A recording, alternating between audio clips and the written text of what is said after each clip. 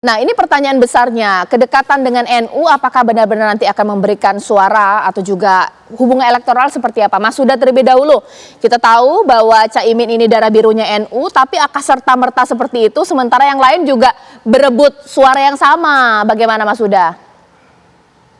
Ya kalau yang lain kan dekat karena siklus 5 tahunan. Dan para kiai, para ulama sudah tahu persis. Seperti saya sampaikan, para kiai 10 tahun terakhir itu melakukan evaluasi total menyangkut soal aspirasi politik warga Nahdliyin yang ada kebutuhan untuk menyatukan barisan politik, kira-kira begitu. Karena itu apa yang disampaikan oleh Mas Arya Bima, saya kira bedanya kira-kira di situ. Kalau Mas Arya Bima kan menempatkan Nahdliyin, walaupun sama-sama wong kecil di bawah, sebagai satuan kultural, bukan sebagai satuan politik. Nah karena itu, ini disadari betul oleh para kiai, kalau kekuatan nasionalis bisa bergerak melalui jalur penyatuan politik, kenapa NU tidak, kenapa Nahdliyin tidak, kira-kira begitu. Dan ini yang saya kira perbedaan ya, cara pandang Mas Arya Bima dengan teman-teman PDIP dengan kami, kira-kira begitu. Itulah yang lalu dalam perjalanan reformasi, PBNU secara resmi membuat yang namanya Partai Kebangkitan Bangsa. Itu adalah bagian dari bagaimana NU tidak bisa lepas dari politik. Dan memang pada konteks politik, PBNU sudah menyerahkan kepada PKB. Dan PBNU secara organisasi tetap menjadi bagian ormas Islam. Mas Bima boleh dong ditanggapi, tampaknya Kiai juga paham mana yang mendekati kalau memang momennya Pilpres, mana yang memang mendekati selalu secara intens meskipun tidak ada kepentingan Pilpres. Mas Bima bagaimana?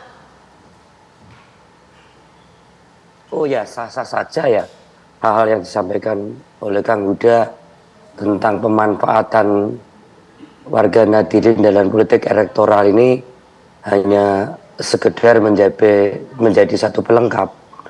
Tapi kalau buat kekuatan nasionalis, PDI Perjuangan, terutama Ibu Megawati Soekarno Putri, itu sudah menjadi political bonding di tingkat bawah itu, tidak hanya dalam aspek politik, dalam aspek kultural tadi saya katakan, baik itu di nelayan, di petani, di sedekah bumi, di solawatan, kemudian di berbagai kegiatan mengenai warna kultural dan keislaman, sampai pada pelkades, sampai pada hal-hal yang menyangkut kegiatan politik sudah ada political bonding, bahkan bagaimana saling ketergantungan antara warga Nahdliyin dan yang juga sebagian besar pemilih PDI Perjuangan ini adalah 87% pemilih PDI Perjuangan adalah Muslim, 56% warga Muslim PDI Perjuangan ini adalah mengaku Nahdliyin. Jadi jelas sekali di sini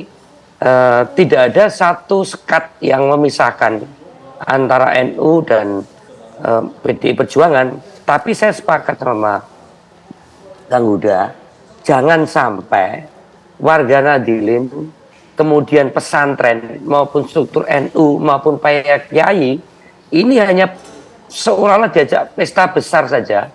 Fungsi elektoral dari rakyat oleh rakyatnya dia ikut.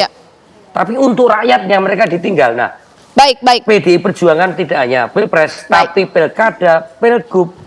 Hampir semua caleg PDI Perjuangan itu perintah Ibu Mega memang harus merapat dalam satu tarikan nafas dengan warga Nahdliyin. Dan akhir-akhir ini Pak Ganjar memang akan diproyeksikan akan bersama-sama dengan warga Nahdliyin baik sebagai cawapres maupun di dalam lingkaran pengaruh pemenangan, dan itu secara sosiologis nggak bisa dipisahkan memang. Tim sukses di daerah pasti ada NU-nya gitu loh.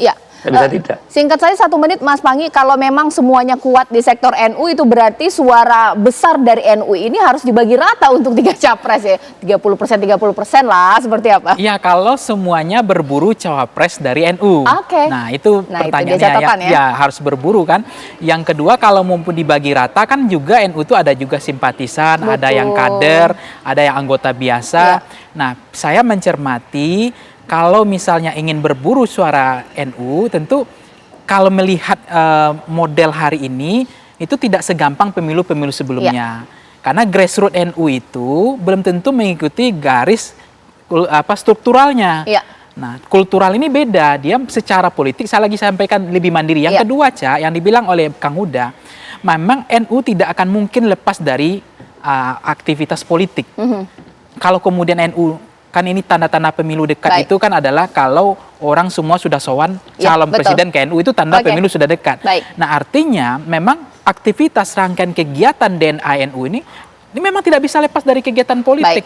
Nah, bagaimana kemudian mengambil empati? Apakah ini adalah pendekatannya transaksional atau pragmatis? Saya merasa yang akan memenangkan hati suara NU adalah bagaimana nanti akan ini berlanjut, mengingat memang pendaftaran masih panjang.